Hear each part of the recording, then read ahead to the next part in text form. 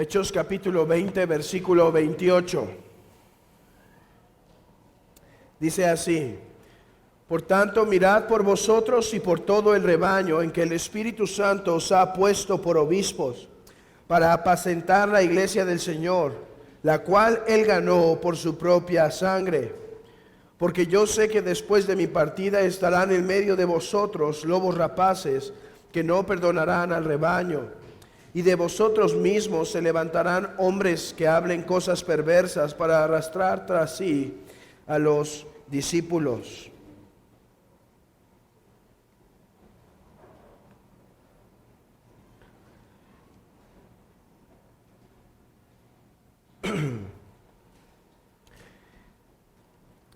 Hermanos, el día de hoy vamos a estudiar el oficio pastoral. Es un tema de suma importancia para la iglesia, pues la correcta explicación y la correcta práctica de este oficio, de este ministerio en la iglesia, es de mucho fruto, hermanos.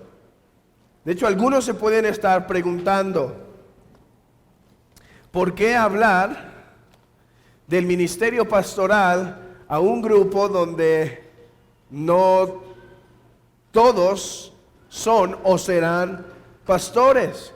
Esto prácticamente alguien podría pensar solo debe ser expuesto a un grupo de pastores. Pero la primera razón, no la principal, sino la primera en orden, es que al estar estudiando la confesión de fe, el párrafo 9 y párrafo 10 del capítulo 26 abordan este asunto. El capítulo 26, párrafo 9 y 10 tratan el asunto de la responsabilidad pastoral. Esa es la primera respuesta, pero no en importancia. La segunda respuesta, y en importancia la primera, es porque es necesario que la iglesia esté consciente de todo el consejo de Dios. La iglesia no solo debe saber que los pastores han sido llamados a gobernar el cuerpo local, sino las responsabilidades que ellos tienen con la iglesia. O sea, ¿qué cosas los pastores deben hacer dentro de la iglesia? Hermanos, esto es importante que lo sepan ustedes, no solo porque es todo el consejo de Dios, sino porque la ignorancia de este tema afecta la vida orgánica de la iglesia. Por ejemplo,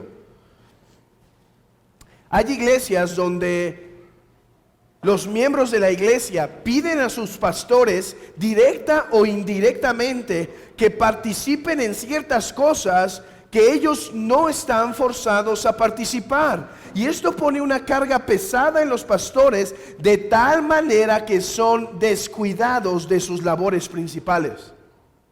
¿Me explico?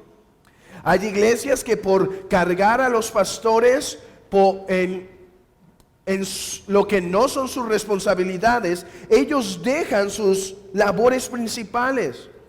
Por otro lado, hay pastores que naturalmente, sin que la iglesia se lo imponga, se puede estar entreteniendo en cosas que no debe hacer y olvidar su verdadero oficio, y entonces que la iglesia conozca cuál es la responsabilidad principal o cuáles son las responsabilidades principales de la iglesia, libera al pastor de cargas que no debe llevar, al mismo tiempo como instruye a la iglesia de qué es lo que sí debe exigir del pastorado. ¿Me explico?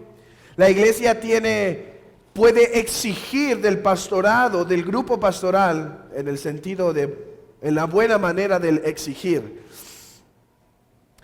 ciertas cosas que si no lo está proveyendo el pastorado, debe evaluarse. Hermanos, el tema del pastorado en la iglesia es de gran ignorancia en muchos aspectos.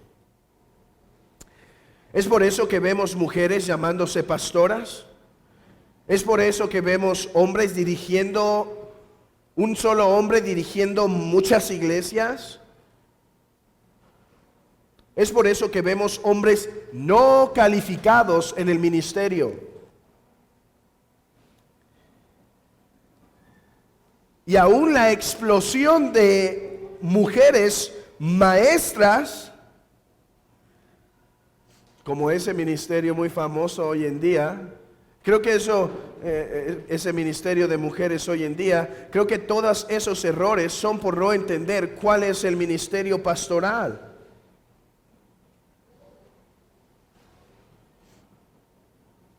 Sin embargo, no podremos tocar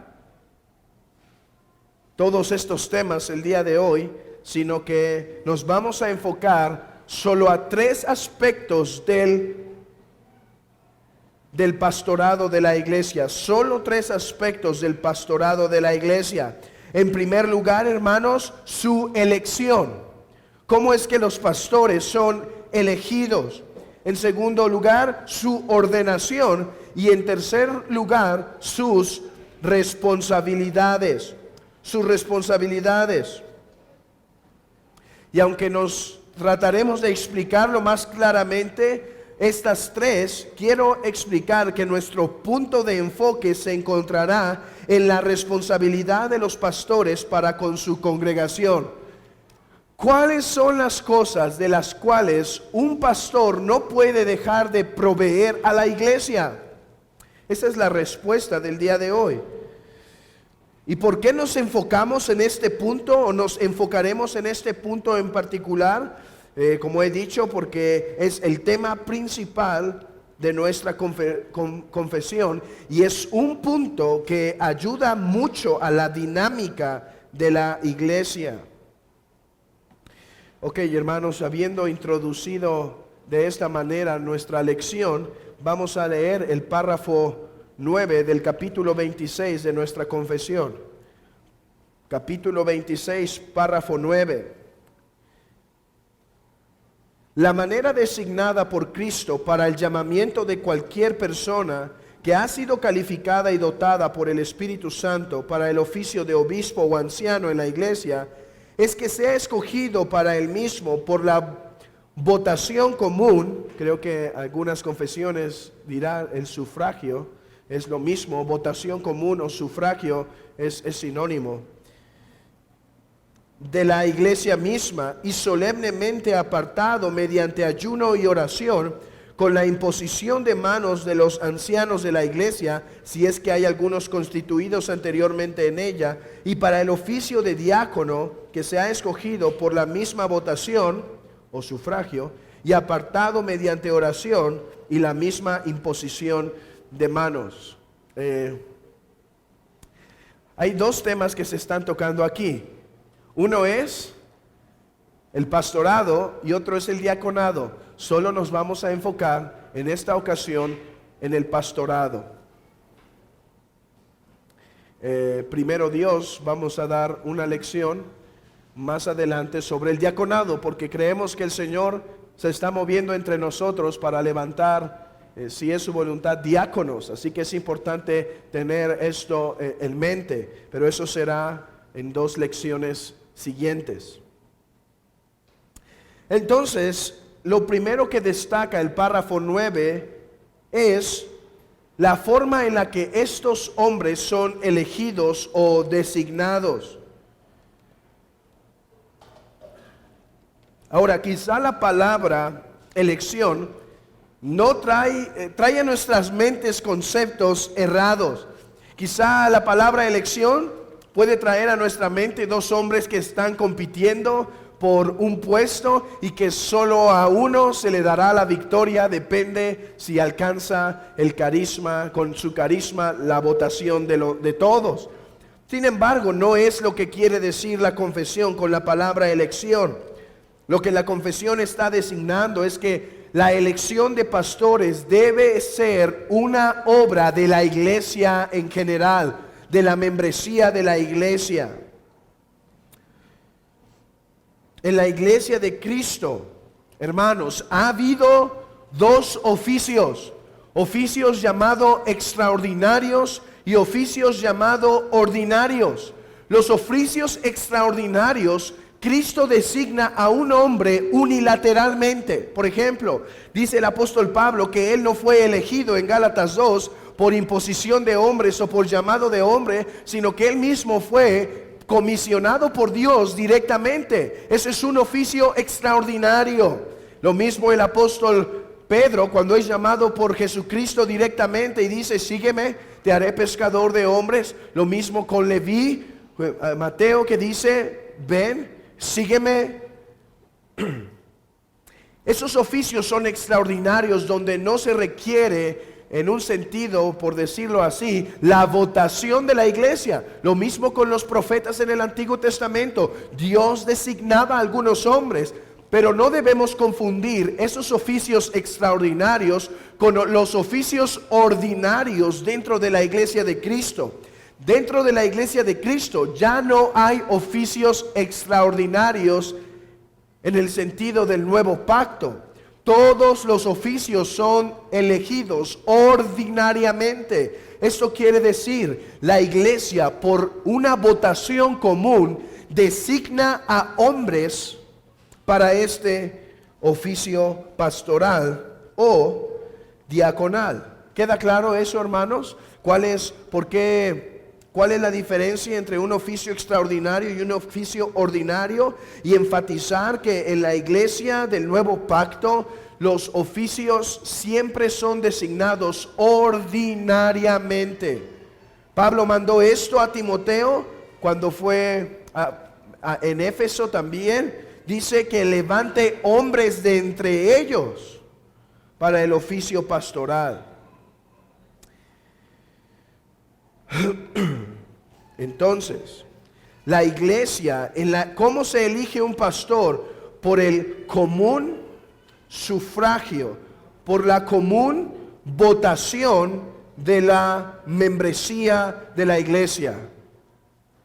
Ahora, acompáñenme a Primera Timoteo capítulo 3.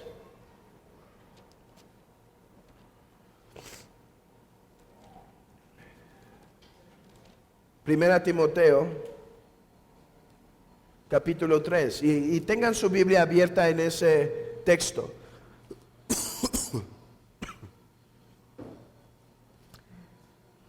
Ya hemos dicho que la iglesia elige. ¿Estamos de acuerdo con ese concepto? La iglesia elige a sus pastores, la membresía de la iglesia. Pero su elección no es autónoma en el sentido de elegir a un hombre según mejor le parezca. Vean la confesión.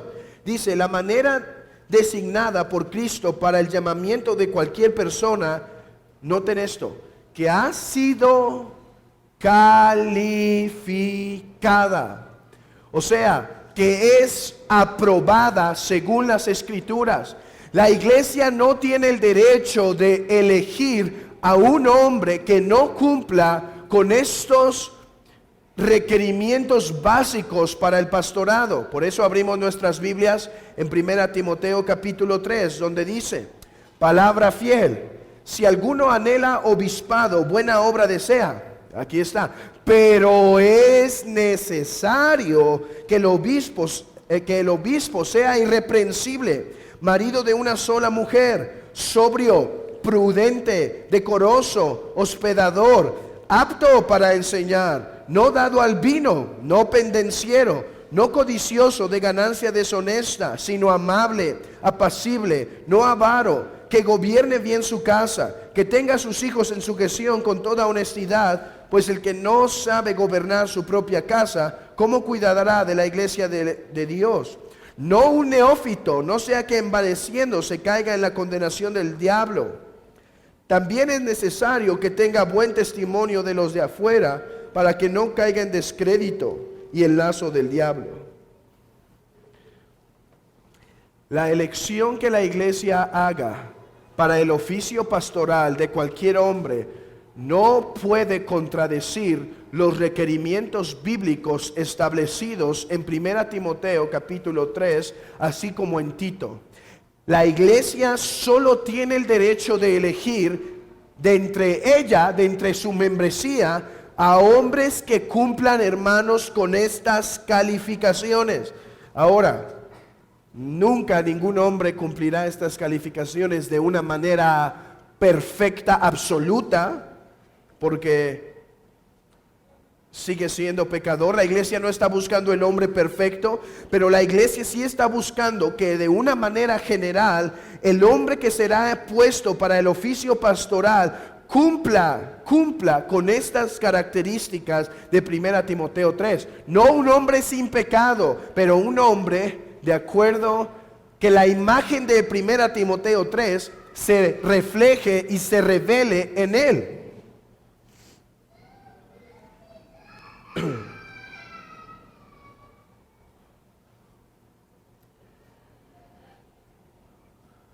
Y uno de los dones que no puede faltar para que alguien sea elegido a este oficio, hermanos, esto es importante, porque en realidad es este don que vamos a mencionar en un momento lo que distingue al diaconado del pastorado. ¿Qué es? Que el pastor debe tener la capacidad de enseñar, el don de enseñar. Por eso dice la confesión que ha sido calificado y dotado por el Espíritu Santo con este don particular de la enseñanza. Y aquí quiero manifestar nuestros distintivos en cuanto a lo que creemos del oficio pastoral. Creemos que la iglesia debe ser gobernada no por un solo pastor, sino por una pluralidad de ancianos, una pluralidad de pastores. Cuando digo pastor o anciano, estoy diciendo el mismo oficio, solo con dos nombres distintos, para que no haya confusión. Es lo mismo pastor, anciano, presbítero u obispo, es lo mismo, solo que con diferente nombre. Creemos que debe haber una pluralidad de ancianos. En segundo lugar, no creemos en un pastor principal y pastores auxiliares. Quizá algunos de aquí han salido de iglesias que dicen pastor principal, pastor auxiliar, pastor asistente, pastor de música, pastor de jóvenes, pastor de, no sé, lo que se antoje. No creemos que es así. Más bien creemos que todos los pastores tienen la misma autoridad, aunque esto no significa que todos los pastores tengan la misma influencia en la congregación. Esto es determinado o llamado la paridad entre pastores. Hay una pluralidad de pastores. Además, hermanos, creemos que todo pastor que la iglesia va a elegir debe ser apto para enseñar. ¿De acuerdo? Dijo el texto en 1 Timoteo 3, apto para enseñar. Y Tito dice de esta manera, Tito dice que conozca bien la fe para que pueda defenderla. Es el concepto de Tito. El pastor tiene que tener la capacidad de enseñar, aunque creemos que dentro de una pluralidad de ancianos, siempre habrá hermanos con un don más marcado, ya sea para la enseñanza o ya sea para el gobierno de la iglesia. Dentro de una pluralidad de ancianos, que esperemos que el Señor siga proveyendo a esta iglesia de pastores hasta que podamos tener una buena pluralidad de ancianos. Pero dentro de una pluralidad, que todos tengan el don de enseñanza, no quiere decir que todos tienen que predicar las mismas veces al año. Un hombre dentro de esos 5 o 2 hombres dentro de esos 5, de esos 10 pastores, pueden tener dones más marcados para la predicación. Y esto es evidente, no solo para los mismos pastores, sino para la iglesia. Es evidente que uno de esos 2 o 3 pastores de esa pluralidad de 10 tiene hombres con un marcado don de enseñanza. Y dentro de esos 10, 7 o 6 tienen dones más claros, tienen dones más marcados para el gobierno. Hermanos, esto lo hemos visto en nuestras iglesias. Hay hermanos que en verdad tienen una capacidad clara para atender los asuntos de la iglesia, una diligencia única. Tienen mucha diligencia en los asuntos y predican en ocasiones. Sin embargo, su don más marcado es el gobierno. Esto lo digo, hermanos, porque para cuando sean propuestos hombres que quizá no siempre van a estar en el púlpito, pero que pueden enseñar, aunque no será su mayor don, pero su mayor don será el gobierno junto con los otros pastores de la iglesia. Entonces, repito, espero que no los esté revolviendo. Todo pastor debe ser apto para enseñar y para gobernar, ¿cierto? Aunque dentro de una pluralidad de ancianos, pastores pueden estar más enfocados a la enseñanza y pastores pueden estar más enfocados para el gobierno de la iglesia. Entonces, es los dones que se expresan en 1 Timoteo 3, las calificaciones, aparte del don de enseñanza, pero hay algo más, y es que es dotado por el Espíritu Santo. Yo creo, hermanos, que históricamente esto debe ser interpretado como la gracia que Dios da a este hombre para que la congregación reciba su enseñanza. Puede haber hombres con estas calificaciones, hombres que han enseñado mucho tiempo a escuelas y que les va bien en sus escuelas y tienen maestrías y tienen doctorados y son muy buenos en la cátedra, y sin embargo al pararse al púlpito no haya gracia del Espíritu de Dios al exponer y la iglesia no lo reciba. Creemos que cuando eso sucede, la iglesia no está forzada a elegir a ese hombre forzosamente para el ministerio pastoral enfocado en la enseñanza, aunque pudiera ser para el gobierno de la iglesia. Aún en el gobierno de la iglesia, este hombre será investido con el Espíritu de Dios para poder hacer un buen gobierno de la iglesia. Hermanos, tenemos muy buenos administradores en nuestras iglesias, hombres que dirigen empresas,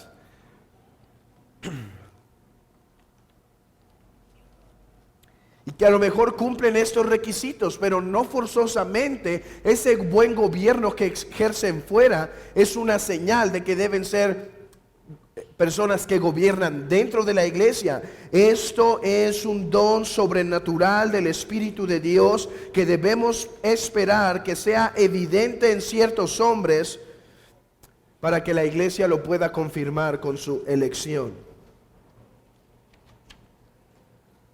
Así que la iglesia, en una manera, hermanos, la iglesia no está eligiendo a nadie. La iglesia solo está obedeciendo las Escrituras y el Espíritu Santo y confirmando públicamente lo que Dios ya dijo en su palabra y por medio de su Espíritu a levantar hombres, ¿Qué hacer entonces cuando estamos estudiando como congregación el tema del pastorado de la iglesia y vemos el tema de la elección de pastores? ¿Qué tiene que ver esto contigo, hermano? Bueno, miembros de la iglesia, que seamos diligentes y no seamos apresurados en levantar hombres que no deben ser levantados. El tiempo la necesidad no levanta pastores. Hay muchas iglesias que levantan pastores simplemente porque no hay uno, simplemente porque es necesario. Debemos ser diligentes en ver el patrón de 1 Timoteo 3 y ver si esos hombres que estamos pensando cumplen con esos requisitos, además de ser diligentes en ver si cumplen con un don de gobierno y un don de enseñanza, aunque sea tenuemente.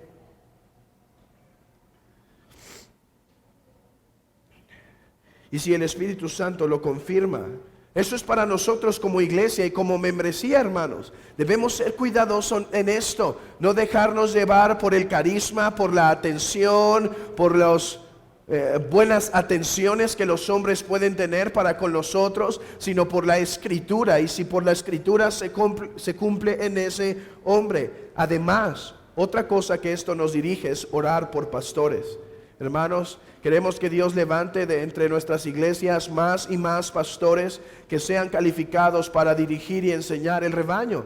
Estas son dos cosas que ahora que estamos exponiendo se les encarga a ustedes, membresía de la iglesia. Se les da a ustedes ser diligentes en observar los hombres que la iglesia elige, además de orar por estos hombres. Ok, tenemos que pasar brevemente a la ordenación, es lo que la confesión toca después. Para el oficio de obispo o anciano en una iglesia, es que sea escogido para él mismo por la votación común de la iglesia misma y solemnemente apartado mediante ayuno y oración con la imposición de manos de los ancianos de la iglesia, si es que hay algunos constituidos anteriormente.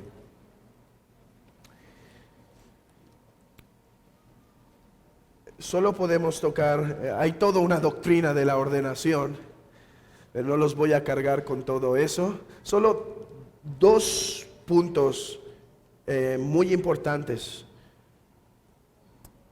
¿Por qué es importante la imposición de manos de los ancianos ya constituidos en la iglesia? En primer lugar, esto nos deja ver que la elección de ancianos se hace en un contexto eclesiástico. O sea, los ancianos de la iglesia pueden proponer que tal y tal hermano están manifestando dones para el pastorado.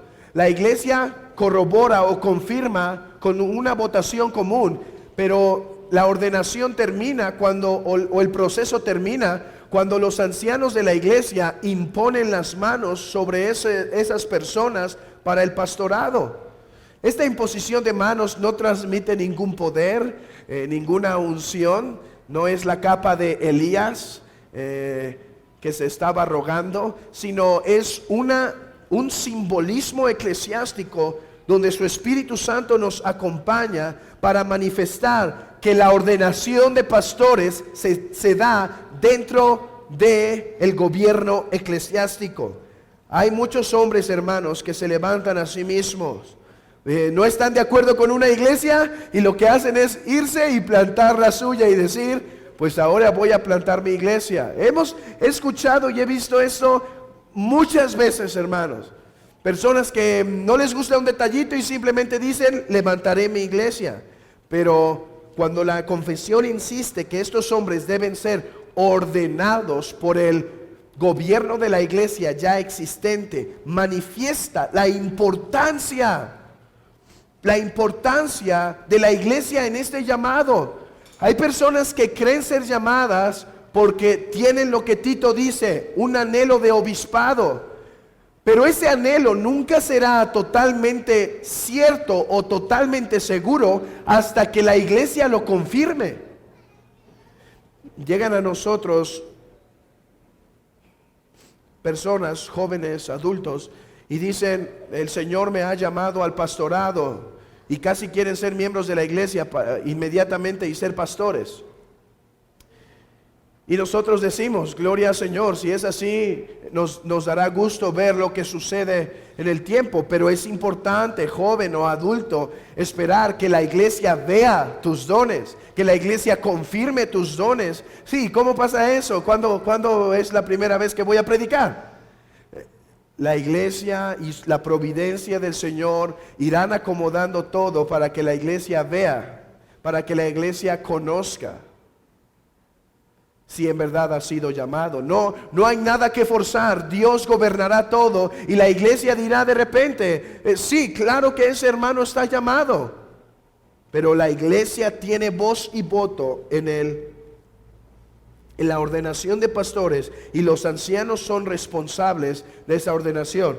La segunda razón por la cual debe haber imposición de manos es porque en el gobierno de ancianos debe haber una libertad de conciencia de imponer las manos sobre los hombres. Si el gobierno de ancianos tiene reservas en este acto de imponer las manos, están afirmando o corroborando cualquier sospecha. Hermanos, los bautistas reformados del siglo XVII vieron este evento como algo muy solemne para la iglesia. Un hombre llamado Hércules Collins dijo lo siguiente respecto a la imposición de las manos. Dice que esta es una dedicación y un encargo de la persona al oficio del pastorado y del santo empleo. 2. Esta de imposición de manos es dejarle saber que la mano de Dios está con todo lo que Él haga en su nombre y bajo la autoridad de Cristo, guiándolo, fortaleciendo y protegiéndolo. La imposición de manos era para decir, la iglesia te está encargando bajo este oficio, pero en segundo lugar para decirle, Dios te va a acompañar. La iglesia, siendo la esposa de Cristo, está confirmándote que Él te va a guiar, proteger y fortalecer en tu llamado. En tercer lugar, la imposición de manos era una manera de implorar los dones, las bendiciones, la protección y la custodia del Espíritu de Dios sobre esa persona, de tal manera que sea plenamente y debidamente hecho su cuidado de almas en la iglesia. ¿Qué aprendemos como iglesia en cuanto a la ordenación? Hermanos, que debemos orar cuando estos eventos nos permitan, cuando Dios nos permita expectar estos eventos, orar y prepararnos y aún clamar por ese momento en donde un hombre es puesto delante de Dios bajo el cuidado de almas, algo muy solemne. Tercer punto, y este es lo que nos queda de tiempo, aquí lo pasaremos. Los deberes del pastor para con su iglesia. Vean el párrafo 10. Siendo la obra de los pastores atender constantemente al servicio de Cristo en sus iglesias, en el ministerio de la palabra y la oración, y velando por sus almas, como aquellos que han de dar cuentas a Él.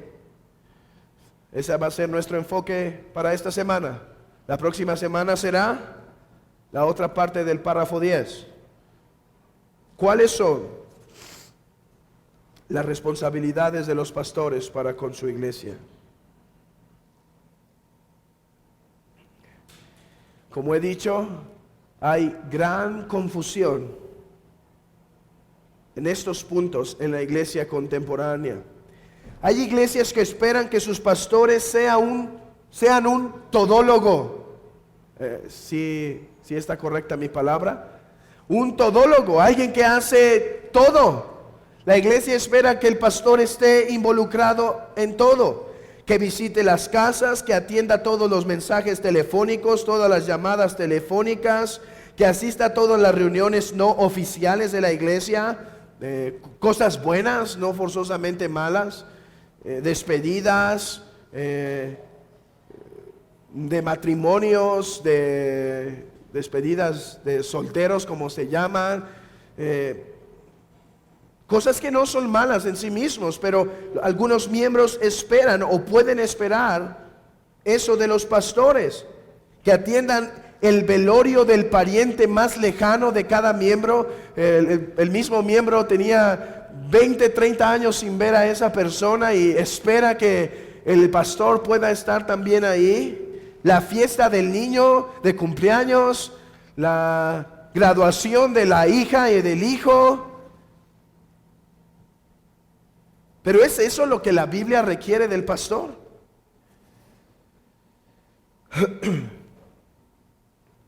Ahora, si llega a haber una pluralidad de 20 ancianos para una iglesia de 300 personas, si esto pudiera realizarse, sería algo bueno. No estoy diciendo que estos deseos en sí mismos sean malos. De hecho, creo que a veces es honroso que a los pastores sean invitados quizá a un cumpleaños. Es honroso ver que consideran importante o aprecian al hombre para que esté ahí. No es malo en sí mismo, pero debemos preguntarnos y debemos esperar eso. Y particularmente aquí me refiero a algo que sería muy bueno, es la visitación continua, semanal, de los miembros. Espero que es algo que eso en sí mismo no es malo y que debemos anhelarlo. Pero ¿qué es lo que bíblicamente podemos exigir en el buen sentido de la palabra de los pastores?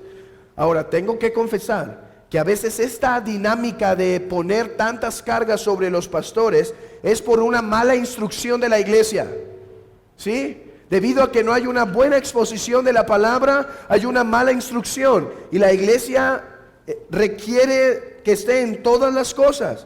Aunque a veces me he dado cuenta que no es tanto que la iglesia imponga sobre sus pastores todas estas actividades, sino que el pastor, por ser buena onda, está dispuesto a estar en todas las casas, todas las semanas en diferente casa,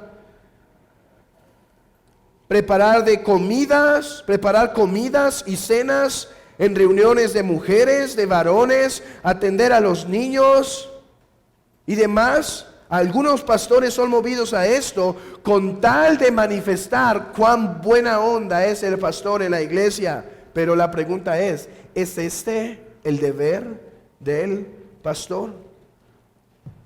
¿Cómo identificar si hay un pastorado bíblico en una iglesia? Porque el pastor aparece en cada foto de Facebook, en cada reunión de los hermanos y en cada muro de los hermanos, en cada reunión, fiesta, convivio. ¿Cuáles las marcas de un pastorado bíblico? Dice la confesión: el ministerio de la palabra. Los textos, hermanos, del Nuevo Testamento apuntan con particularidad unidad. Apuntan con una particular unidad a ver a los pastores principalmente como los que proveen la palabra de Dios. Los pastores son representados en la Biblia sobre todas las cosas como hombres que proveen la palabra. Eso lo podemos ver, en primer lugar, por el hecho de que uno de los dones para el pastorado, que si alguien no lo tiene, no puede ser llamado al pastorado, es el don de enseñanza. Tito dice, debe ser retenedor de la palabra fiel, apto para enseñar. Si un hombre, ¿por qué sería requerido el don de enseñanza para el pastorado si no iba a ser su encargo principal? Si no fuera el encargo principal, la predicación de la palabra, el ministerio de la palabra, podría ser algo preferible pero no requerible. Algo preferible pero no requerido en sí mismo. Pero esta es la esencia del pastorado. El pastorado no puede definirse aparte de las palabras de enseñanza, predicación, ministerio de la palabra, bañado de la oración. El mismo Señor enfatizó cuando manda a sus apóstoles en Mateo 28, dijo, enseñándoles que guarden todas estas cosas. ¿Qué debían hacer los apóstoles? Debían ir por todo el mundo, predicando el evangelio a toda nación, bautizándolos en el nombre del Padre, del Hijo y del Espíritu Santo, enseñándoles todas las cosas que Cristo ya les había mandado. Es interesante que no dijo ninguna otra cosa, hermanos. Bautismo, predicación del evangelio, enseñanza de todas las cosas. El Señor dijo a Pedro, Pedro, ¿me amas? Apacienta mis ovejas. Y hemos leído en Hechos 20:28, leímos al inicio. Si tienen ahí sus Biblias, todavía pueden leerlo conmigo, en Hechos 20:28. Hermanos, de entre todas las cosas que Pedro tenía que encargar a estos ancianos de las iglesias, hermanos, ya no iban a ver nunca más la cara de Pablo. ¿Qué cosas le debía encargar Pablo? ¿En qué se debía encargar? Miren esto, versículo 28. Por tanto, mirad por vosotros y por todo el rebaño que el Espíritu Santo os ha puesto por obispos para apacentar la iglesia del Señor, la cual Él ganó por su propia sangre. Y vean después el contexto, dice, porque entrarán lobos, o sea, enseñanza distinta, y hablarán cosas perversas. Versículo 31, por tanto velad, acordándoos que por 3 años de noche y de día no he cesado de amonestar con lágrimas a cada uno. Y ahora, hermanos, os encomiendo a Dios y a la palabra de su gracia, que tiene poder para sobreedificaros y daros herencia con todos los santificados. Este fue no solo el encargo del apóstol Pablo, sino la misma vida del apóstol Pablo. Él podía decir con libertad: ancianos, yo me he conducido con ustedes sobre todas las cosas, enseñándolos de día y de noche la palabra escrita. Ustedes lo que deben hacer es proteger el rebaño y apacentarlo.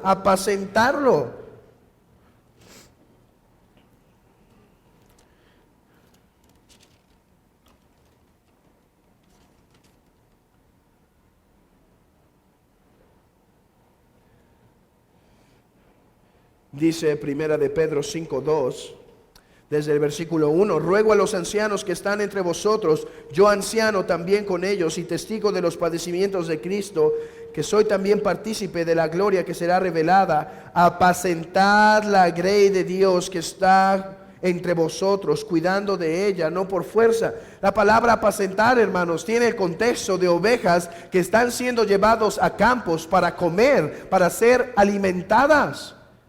Y la primer vocación del pastor, su principal objetivo es apacentar la grey de Dios. De hecho, una de las características de los falsos pastores que Ezequiel da fue que no alimentaban el rebaño. Así que no importa que la iglesia esté contenta con un pastor que es todólogo, si él no está alimentando la iglesia de Dios sólidamente, fielmente, profundamente, teológicamente, no está cumpliendo su oficio delante de Dios, aunque tenga entretenida a toda la congregación. El pastor debe agradar primero a alguien ante todos: Dios, Cristo. Y el primer llamado que Cristo le ha dado a sus pastores es el apacentar la grey de Dios.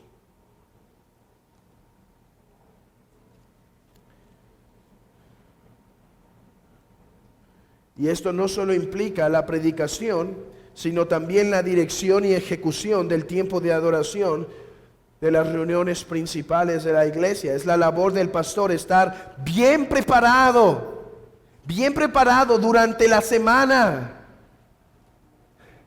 trabajando duro con el texto, con comentarios, con estudio, para llegar a los días principales de enseñanza de la iglesia y proveer un buen alimento al pueblo.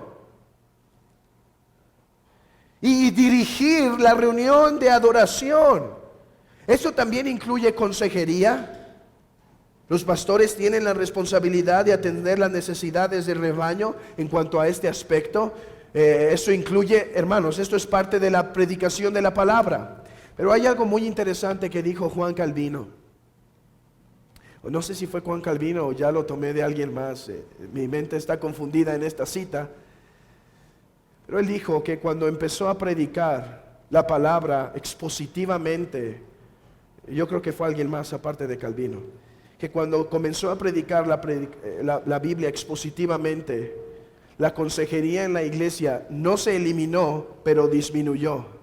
Porque cuando la iglesia está predicando semana tras semana el texto, fiel, fiel, y dando todo el consejo, es impresionante todas las necesidades que se empiezan a cubrir. Porque de repente dice el hermano, te iba a preguntar eso el día de hoy, pero contestaste la respuesta aún antes que preguntara. Y eso pasa comúnmente. Una predicación sólida y teológica va a quitar mucho de ese gran hervor de consejería. Ahora, nunca se va a eliminar. Siempre va a ser necesario y los pastores deben estar dispuestos para ello. Pero es interesante cómo se armoniza con la exposición de la palabra. Y esto se enfatiza una vez más, hermanos, que la labor principal debe estar en su preparación el pastor, para que cuando pueda aconsejar no hable de su propia experiencia. El pastor en cada consejería debe caminar con la Biblia en su mano. Ahora, esto no quiere decir que si no la trae no está dando una buena consejería, pero lo que quiero decir es que el pastor no dice, bueno, la vida me ha enseñado. No, el pastor dice, está escrito, escrito está. Tu problema ante esta circunstancia, la Biblia nos enseña tal. La Biblia dice así. La Biblia enseña esto. Ese es el corazón principal de la consejería bíblica. Sí, debe aconsejar nuevos matrimonios. Debe aconsejar personas con problemas matrimoniales. Debe aconsejar jóvenes con dificultades en su vida, con luchas particulares. Debe aconsejar señoritas buscando el matrimonio.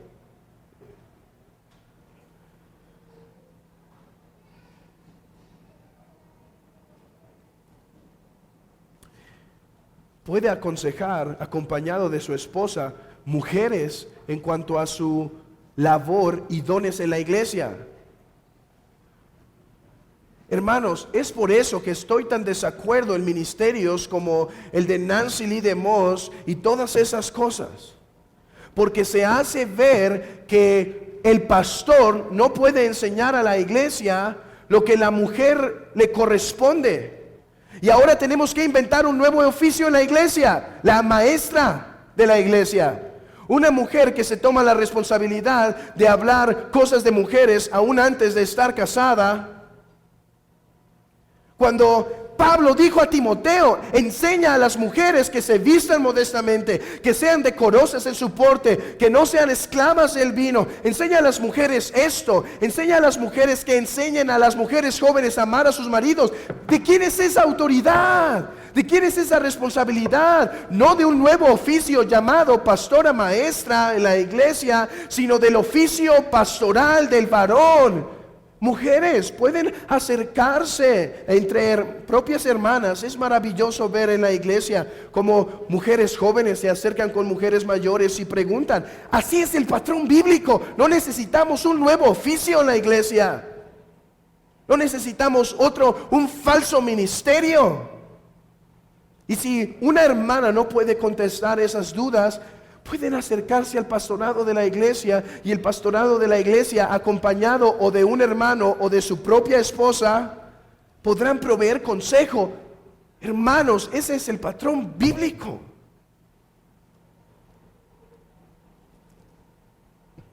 Si vemos debilidad en la iglesia en cuanto a la enseñanza de la mujer, no debemos introducir nuevos ministerios a la iglesia. Debemos fortalecer lo que está débil para atender las necesidades.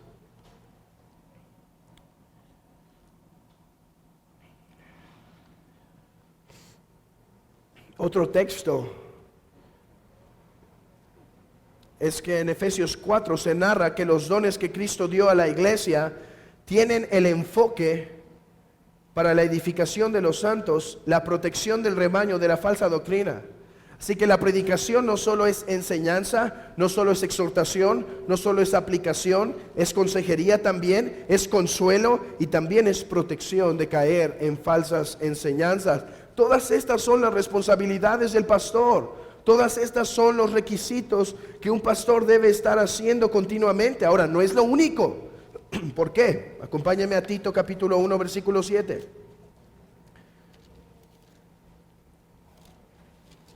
Tito 1:7. Porque es necesario que el obispo sea irreprensible como administrador de Dios. No solo es un pastor de enseñanza, también es un hombre que dirige los asuntos de la iglesia. El pastor tiene la responsabilidad principal de la disciplina bíblica. Esto no quiere decir que el pastor es el único que tiene que exhortar en la iglesia, no. Pero esto sí quiere decir que asuntos donde llegan a un paso de Mateo, donde ya es necesario darlo a la iglesia, los pastores deben involucrarse directamente para poder discernir sobre ese asunto y tomar los pasos necesarios para la expulsión, para la excomunión, o ver si la persona verdaderamente se ha arrepentido. Esta es un área que el pastor debe ser muy fiel. Ya ven que es muy diferente al pastor buena onda que está en todas las reuniones.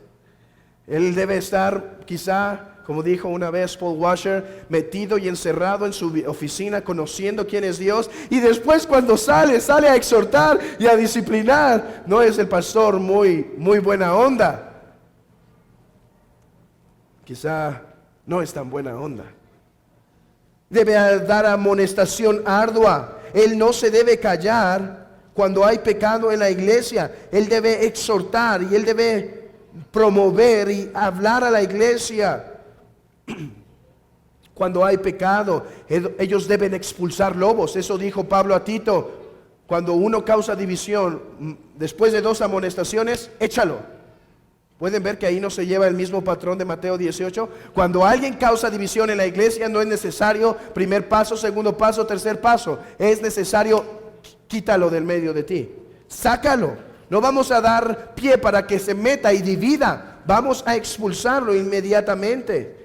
La protección de la iglesia no solo implica disciplina, no solo implica exhortación, amonestación. También implica que para proteger la iglesia es necesario entrevistar a cada persona que entra a la membresía de la iglesia. Los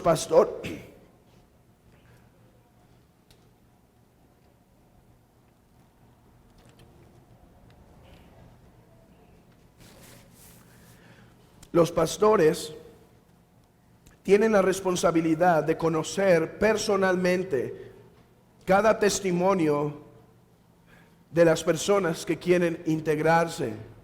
Es su deber discernir si esas personas verdaderamente han experimentado una obra de gracia a la luz que ellos tienen y después presentarlo a la iglesia. Pero los pastores no pueden presentar a la iglesia a alguien que no conocen o que dudan que en verdad hayan sido convertidos.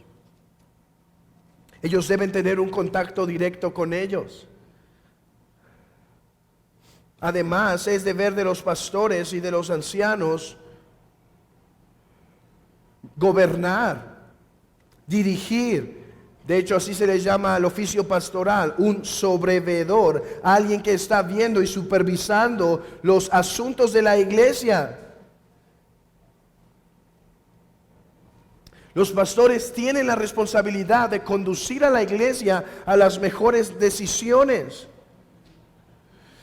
Y esto requiere la administración de varios de los asuntos más importantes dentro de la iglesia. El oficio de pastor, obispo o presbítero o anciano en la iglesia de Dios es tomar el cargo de supervisor y cuidar que aquellas almas que el Señor ha dado, que el Señor les ha encomendado a él para la alimentación del rebaño, el velar por sus almas, dirigir, guiar, gobernar de acuerdo a las ordenanzas y leyes del Evangelio. Hermanos, creo que esto resume las responsabilidades esenciales. Es verdad, el pastor tiene que estar presente en los velorios de sus propios miembros. Claro que debe ser así, debe tener cuidado, debe estar al pendiente del enfermo, debe contactar a los hermanos en necesidad, debe dirigir todo eso, pero la esencia del ministerio pastoral se basa en la alimentación y en el gobierno, en el cuidado de las almas de la iglesia, de las que ellos van a dar cuentas. Así que, ¿qué tiene que ver esto con la iglesia y cómo lo pueden aplicar esta enseñanza a sus vidas? En primer lugar, orando por sus propios pastores, que el Señor dé la gracia para cumplir la obra ministerial del cuidado de almas. Que el Señor cuide de la mala administración de cualquiera de las ordenanzas, de una mala predicación. Hermanos, creo que sería la cuestión práctica que daría ante ustedes. ¿Por qué solo eso? Porque nos veremos en la próxima lección, hermanos, donde hablaremos de las responsabilidades de los miembros para con sus pastores. Creo que es pertinente terminar aquí. Hemos presentado lo que un pastor es responsable de hacer y lo que una iglesia tiene el derecho de exigir de sus pastores en el buen sentido de la palabra.